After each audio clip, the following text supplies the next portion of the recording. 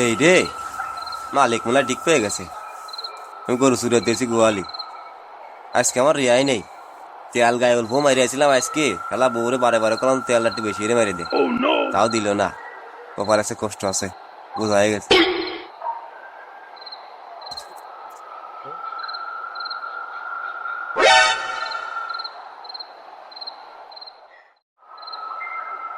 শালার মালিক মনে আমার ধরা জনে উঠ পেতে বসে রয়েছে।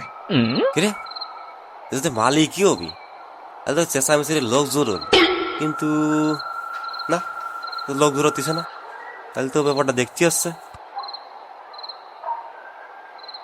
না ও তো কোনো মতেই মালিক হতে পারে না।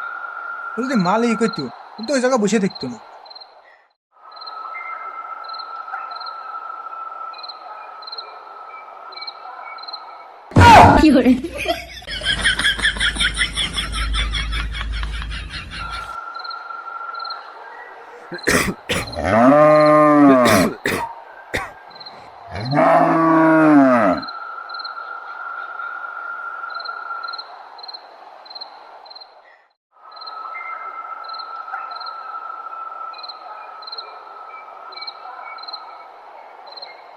আরে নেতা যে আপনি এখানে কেন?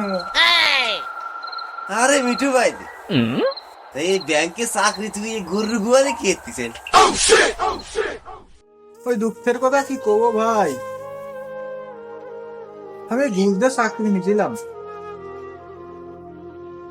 পরীর মতাক্ষণ বউ পাইছিলাম, হঠাৎ ওই সরকার পতন হইল, তদন্ত নামিল, চাকরিটাও হারালাম। সেই সাথে সাথে আমার এই বউটাও চলে গেল। দিশেহারা হয়ে শেষমেশে চুরি করতে নামেছি ভাই। আপনার কি খবর? আর ভাই আমার কথা কি কব, আমি যে দলের কাজ করতাম ওই সরকার পতনের পর সব সমিতিরা দেশের বাইরে চলে গেছে। আমি কি আর কি আরবো, ওই দিনও মানে বাইরে হতে পারি না, এটা রাত্রি একটু গরুর গোয়ালে মালে ডুই।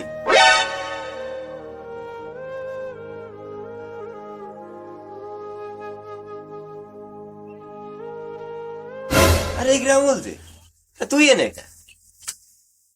তোর তো থার কথা না, ওই তোর কাছে টাকা নেই, মিটির মাধ্যমে চাকরিটা দিলাম, পিওনের চাকরি, চাকরি তার তো কথা না, তুই এনে না বড় ভাই, ওই আমার চাকরি যাই নেই, আমার চাকরি আছে। আপনারা বড় ভাই মানুষ, আপনারা ওই যে মহৎ পেশায় জড়িয়ে পড়েছেন, এমনি সময় তো আপ্যায়নের সুযোগ পাইনি, একটু আপ্যায়ন করার জন্য আইছি। এই সিরাজ, ওই নাস্তার ব্যবস্থা কর। আসেন বড় ভাই।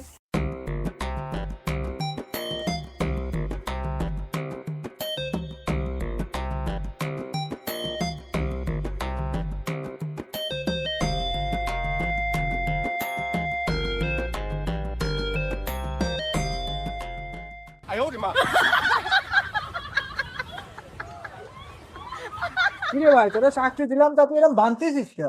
আরে ভাই মানতেছি না তো, আমাদের এলাকায় নাস্তা এরমেরই দেয়, ধৈর্য ধরো দেখে নে। সিরাজ, ওই নাস্তার প্লেটটা নিয়ে আইতো যাওনি।